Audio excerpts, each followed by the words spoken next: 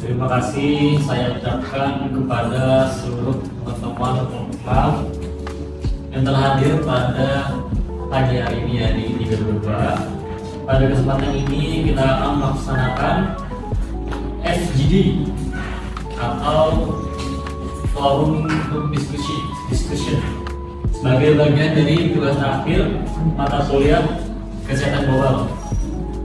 Topik yang akan kita bahas adalah resiliensi sistem kesehatan sebagai strategi menghadapi krisis kesehatan di tahun 2025.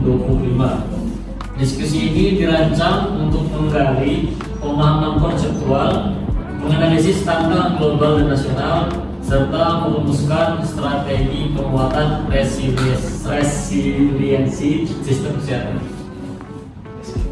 Diskusi akan berlangsung sekitar 60 hingga 90 menit dan direkam sebagai bahan evaluasi.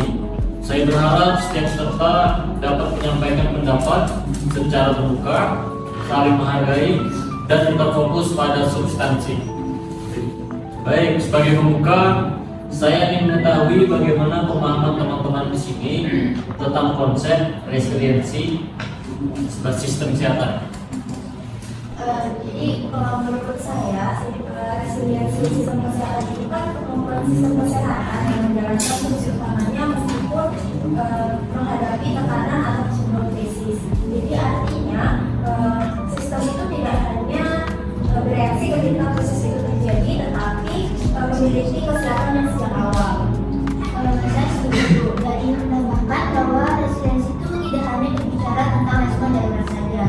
Dalam literatur, resiliensi mencakup kemampuan sistem untuk belajar dari krisis dan melakukan perbaikan berkelanjutan agar lebih siap menghadapi krisis berikutnya. Pengalaman pandemi COVID-19 menunjukkan bahwa banyak sistem kesehatan mampu bertahan di awal, tapi kemudian kewalahan karena tidak memiliki mekanisme adaptasi jangka panjang, seperti redistribusi tenaga kesehatan atau penguatan layanan primer. Oke, jadi apakah resiliensi ini lebih bersifat jangka panjang? Ya, resiliensi adalah proses yang berkelanjutan. Sistem kesehatan yang resilient mampu menyerap dampak krisis, beradaptasi dengan cepat, dan bahkan bertransformasi menjadi lebih kuat setelah krisis. Dari literatur juga menjelaskan bahwasanya resiliensi itu terbagi menjadi 3 kapasitas utama, yaitu ada absorptif, adaptif, dan transformatif. Di mana ketiganya itu harus berjalan bersama agar kesehatan itu bisa benar-benar tangguh untuk menghadapi suatu ancaman yang ada ataupun krisis yang terjadi. Baik. Kita lanjut ke konteks global. Bagaimana hubungan resiliensi sistem kesehatan dengan isu kesehatan global saat ini? Izin masuk ya. Silakan. Jadi kalau menurut saya, krisis kesehatan global itu semakin kompleks. Selain dikarenakan pandemi global juga, kita sekarang ini menghadapi perubahan iklim, terus kemudian ada bencana alam juga kemarin tertimpa Sumatera ya, Sumatera gitu. Terus kemudian ada meningkatnya juga mobilitas dari global, sehingga dikarenakan meningkatnya itu maka meningkat juga dari penyebaran penyakit. Menambahkan saya dari mengatakan bahwasanya itu juga ada perubahan iklim yang misalnya kayak meningkatkan resiko penyakit berbasis vektor dan juga memperburuk kondisi kesehatan kelompok yang rentan. Ini tuh menjadi tekanan yang sangat besar dan juga tambahan bagi sistem kesehatan. Pengendalian hal itu menjadi sangat relevan karena banyak krisis kesehatan berasal dari interaksi manusia, hewan, dan lingkungan seperti yang terjadi pada COVID-19. Lalu apakah pendekatan One Health sudah cukup diterapkan? Kalau menurut saya ini masih belum diterapkan, maksudnya masih belum optimal. Karena apa? Aturan yang dibuat oleh pemerintah ini masih sektoral. Padahal tantangan kesehatan global ini tuh lintas sektor. WHO melalui GPW 14 menekankan pentingnya kolaborasi lintas sektor sebagai bagian dari penguatan resiliensi sistem kesehatan. Oke, sekarang kita fokus ke Indonesia. apa tantangan utama dalam membangun resiliensi sistem kesehatan nasional? Baik, silakan. Terima kasih ya. Jadi kalau menurut saya, pertimbangan itu diakses selain itu masuk di tanah besar. Seperti yang kita tahu ya, kayak kalau di Indonesia, apalagi di daerah terpencil dan kepulauan, ya itu fasilitas kesehatannya, dokter itu mereka masih kurang kayak. Sedangkan kalau di Pulau Jawa itu kan jualan nasi, apa kayak dan kayak ya udah banyak gitu. Terus kayak aku kan tadi kalian menggunakan yang pandemi COVID itu kan bisa terbukti kan vaksinasi aja mereka tuh padahal masih terlambat mereka sedangkan di Jawa kayak gitu kan atau di pulau-pulau besar itu masih ya mereka cepat gitu dalam bertindak. Bisa masih ada keterbatasan antara fasilitas tenaga kesehatan dan logistik.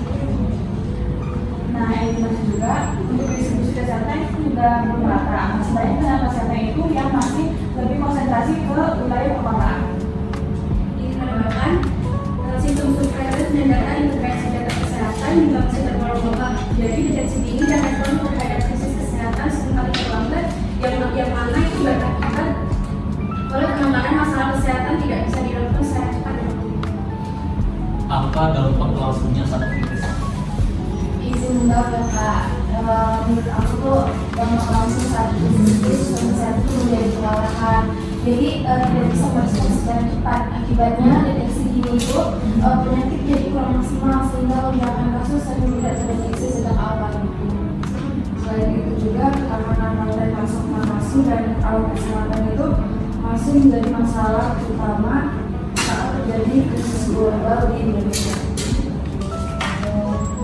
Itu ketergantungan pada impor membuat sistem kesehatan rentan terhadap gangguan pasokan. Jika moderator berbicara lagi ya Mas ya. Jika harus menentukan prioritas, mana yang lebih penting, penguatan teknologi kesehatan atau sumber daya manusia? Izin masuk, menurut saya teknologi kesehatan harus diprioritaskan karena dapat mempercepat surveillance, diagnosis dan pengambilan keputusan. Tapi menurut saya kurang sepakat ya karena kalau SDM itu belum siap, teknologi kesehatan juga tuh nggak akan berjalan secara efektif. Jadi teknologi kesehatan itu jadi kurang berjalan secara optimal. Nah, menurut saya juga melihat keduanya itu harus berjalan seimbang. Karena kalau misalnya cuma fokus sama satunya doang, itu bisa menciptakan kerentanan yang baru. Oke, baik. Jadi di sini terlihat ya bahwa resiliensi membutuhkan pendekatan yang holistik, gitu ya. Holistik yang menyeluruh, mencakup semua. Oke, lanjut. Berdasarkan diskusi teman-teman, apa strategi konkret untuk memperkuat resiliensi sistem kesehatan? Mungkin kalau dari aku salah satunya ya, dan salah satunya itu menurutku mungkin di yang pertama itu penguatan layanan kesehatan yang diberikan dari pemerintah sudah diberi Soekarno yang dan yang dulu nih ya, misalnya kayak di daerah-daerah yang tadi komentar seperti daerah itu kan dibuka dulu SDM-nya, terus sistem kesehatannya, perawatannya, sistem bagaimana maka kalau ada hal-hal yang seperti tadi kayak ekonomi itu bisa sesuai terus cepat. Terus kalau misalnya ada kasus juga bisa mereka ditangani dengan mungkin dari teman-teman ada yang mau nambahin? Saya Mbak, peningkatan kapasitas SDM kesehatan melalui pelatihan dan rehabilitasi. Menurut saya mungkin penguatan sistem surveillance berbasis digital. Izin menambahkan juga karena rantai pasok farmasi nasional. Mungkin yang terakhir adalah pembiayaan kesehatan yang berkelanjutan melalui digital. Sebagai untuk SI ini kelompok sepakat, kelompok 6 kelompok kita sepakat ya bahwa resiliensi sistem kesehatan merupakan strategi kunci menghadapi krisis kesehatan di tahun 2025. Resiliensi harus dipahami sebagai proses jangka panjang yang adaptif dan transformatif. Terima kasih atas partisipasi teman-teman semuanya. Kami ucapkan terima kasih. Akhirul kalam. Assalamualaikum warahmatullahi wabarakatuh. Waalaikumsalam.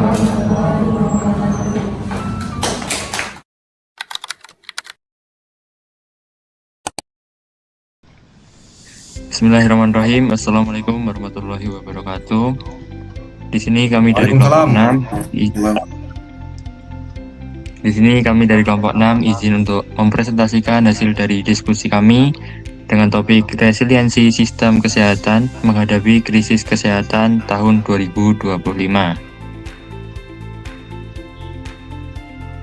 Berikut nama-nama dari anggota kelompok 6 yang tergabung dari kelas C dan juga kelas D. Next. Nah, untuk pembahasan selanjutnya akan disampaikan oleh rekan saya. Dipersilahkan. Baik, izin masuk.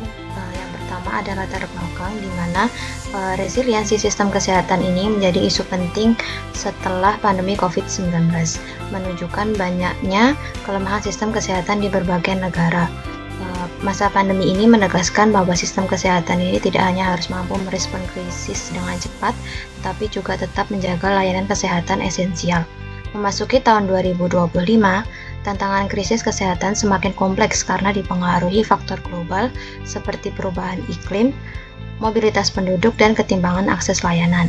Oleh karena itu, penguatan resiliensi sistem kesehatan perlu dikaitkan dengan pendekatan kesehatan global seperti One Health yang menekankan keterkaitan kesehatan manusia, hewan, dan lingkungan, serta didukung oleh tata kelola sistem kesehatan yang adaptif, kolaboratif, dan berbasis bukti sebagai strategi jangka panjang menghadapi krisis kesehatan.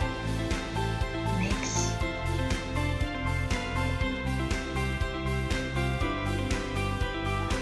Selanjutnya, urgensi global dalam resiliensi sistem kesehatan.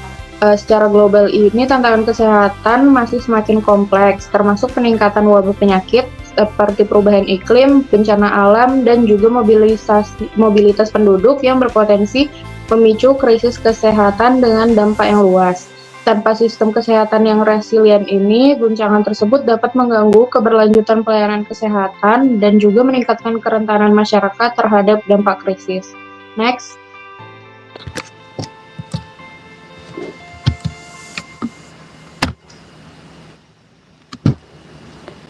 Baik, selanjutnya itu ada urgensi nasional dalam resiliensi sistem kesehatan.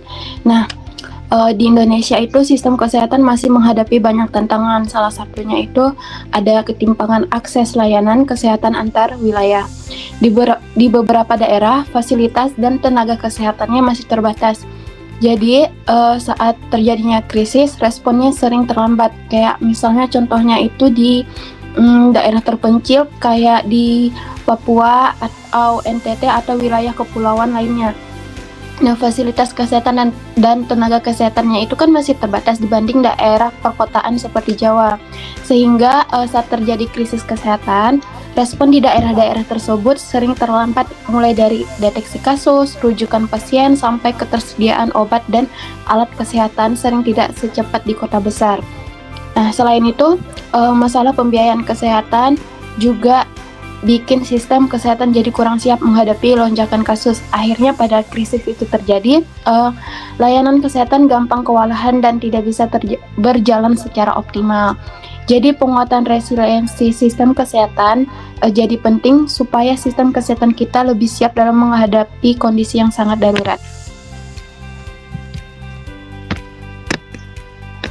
Rumusan masalah di sini ada 4. Yang pertama, bagaimana konsep resiliensi sistem kesehatan dalam menghadapi krisis kesehatan tahun 2025.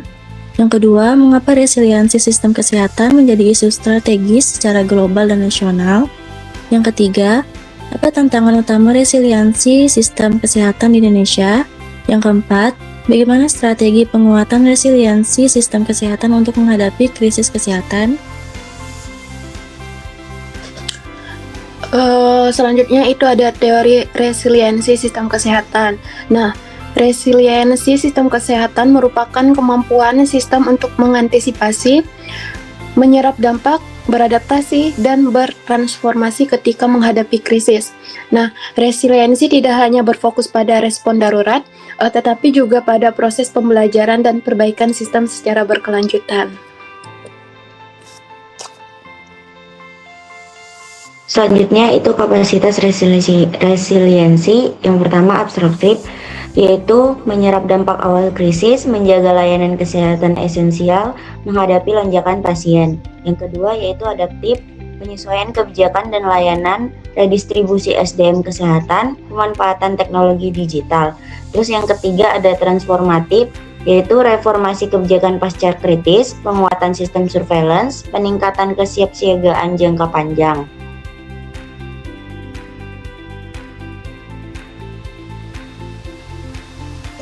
Kemudian yang selanjutnya itu ada kebijakan yang terkait dengan resiliensi sistem kesehatan, di mana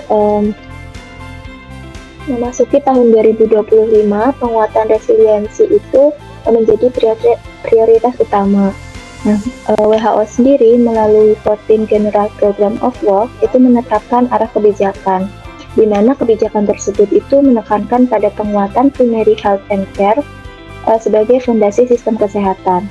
Kemudian di tingkat nasional juga penguatan resiliensi sistem kesehatan ini menjadi agenda strategis dalam RPJMN tahun 2025 sampai 2029. Di situ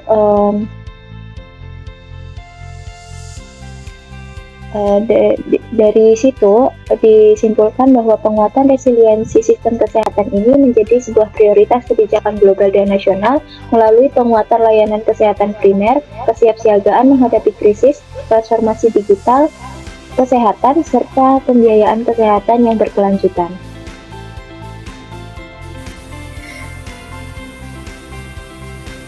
Selanjutnya ada data epidemiologi yang relevan, yang mana data epidemiologi menunjukkan tantangan kesehatan yang kompleks, mulai dari penyakit menular, keterbatasan tenaga kesehatan, hingga meningkatnya penyakit tidak menular.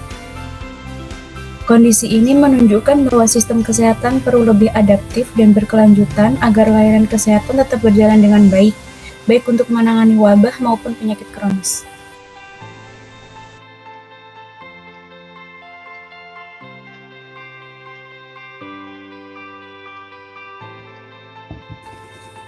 Oke, selanjutnya yaitu risiko resiliensi sistem kesehatan. Yang pertama yaitu risiko pemahaman resiliensi yang masih berfokus pada respon jangka pendek. Yang kedua, keterbatasan kapasitas adaptif layanan kesehatan saat krisis berkepanjangan. Dan yang ketiga, lemahnya koordinasi lintas sektor dalam menghadapi krisis kesehatan.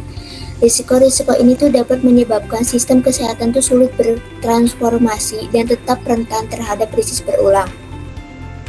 Selanjutnya pada pembiayaan kesehatan dalam resiliensi sistem, di mana pembiayaan kesehatan berperan menjaga keberlanjutan layanan saat krisis. Yang kedua, jaminan kesehatan nasional atau JKN membantu menyerap lonjakan kebutuhan layanan. Yang ketiga, tantangan keberlanjutan pendanaan dan dominasi pembiayaan kuratif.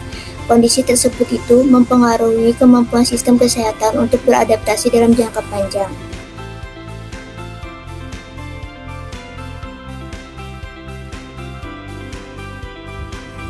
Baik, jadi kami kemarin sudah melakukan FGD atau Focus Group Discussion, yang dimana topik yang kami bahas di FGD kemarin itu adalah resiliensi sistem kesehatan sebagai strategi untuk menghadapi krisis kesehatan di tahun 2025. Nah, yang dimana FGD kali ini itu menggali pemahaman konseptual, terus kemudian menganalisis tantangan global dan nasional, serta merumuskan strategi untuk penguatan resiliensi sistem kesehatan. Baik, dari hasil FGD kemarin, terdapat beberapa hasilnya. Yang pertama adalah resiliensi sistem kesehatan dipahami sebagai proses yang jangka panjang. Jadi tidak hanya kemampuan bertahan saat krisis saja, tetapi juga kesiapsiagaan dan pembelajaran yang berkelanjutan. Terus kemudian resiliensi ini juga membutuhkan pendekatan yang holistik ataupun juga menyeluruh, yang dimana ia ini mencakup layanan kesehatan primer, terus kemudian SDM kesehatan, sistem surveillance, pembiayaan, dan tata kelola. Dan juga beberapa tahun kemarin mengenai pandemi COVID-19 menunjukkan bahwasannya banyak sistem kesehatan mampu bertahan di awal, namun melemahnya dikarenakan kurangnya kapasitas yang kapasitas adaptif dan transformatif. Terus kemudian hasil yang keempat adalah sistem kesehatan yang resilient harus memiliki kemampuan menyerap dampak krisis, beradaptasi selama krisis, dan bertransformasi setelah krisis. Terus kemudian hasil yang terakhir, kolaborasi lintas sektor termasuk penerapan pendekatan One Health dinilai penting untuk menghadapi ancaman kesehatan global yang kompleks. Untuk selanjutnya akan dijelaskan oleh rekan saya.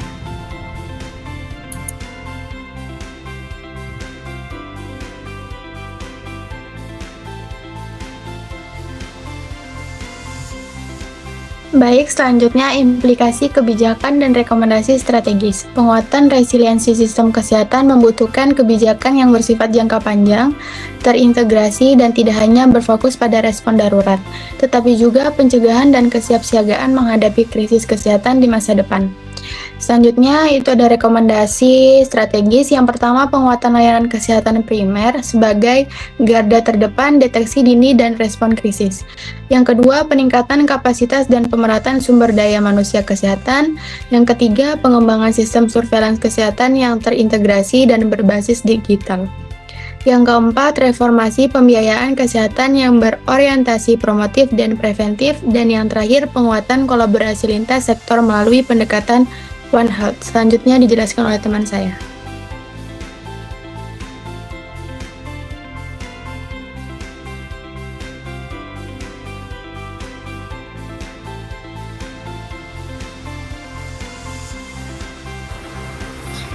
Selanjutnya itu ada hasil diskusi dengan sistem kesehatan.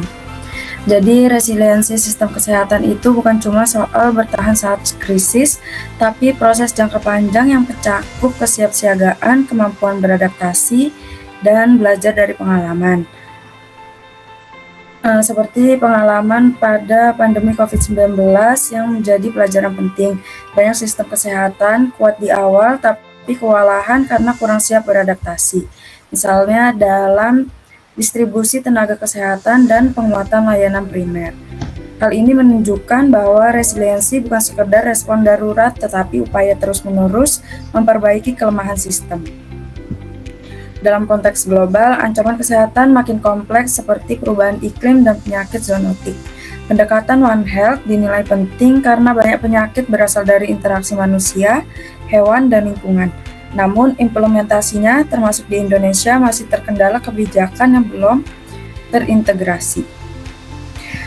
Kalau di Indonesia sendiri, tantangan utama meliputi ketimpangan akses layanan distribusi SDM yang tidak merata, lemahnya surveillance, dan ketergantungan impor farmasi.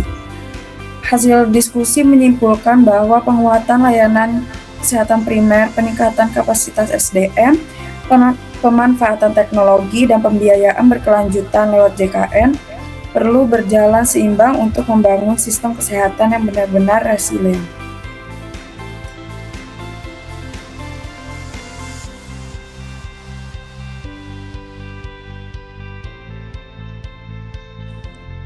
Baik, kesimpulannya, resiliensi sistem kesehatan merupakan strategi kunci dalam menghadapi krisis kesehatan di tahun 2025. Penguatan layanan kesehatan primer, peningkatan kapasitas SDM, surveillance yang kuat, serta pembiayaan kesehatan berkelanjutan menjadi fondasi utama sistem kesehatan yang tangguh.